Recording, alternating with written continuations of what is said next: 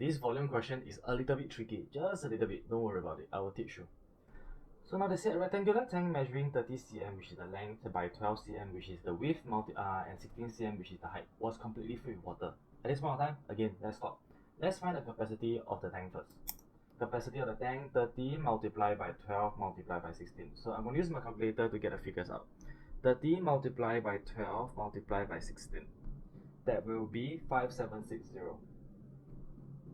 cm cubed.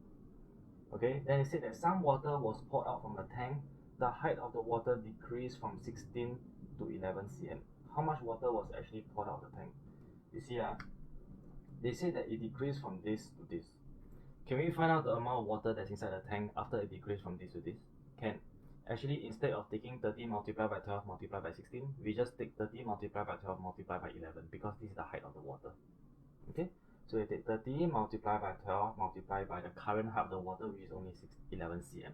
So let's see, 30 multiplied by 12 multiplied by 11. So that will become 3960. So originally, when it's completely filled with water, it has 5760 cm cube of water.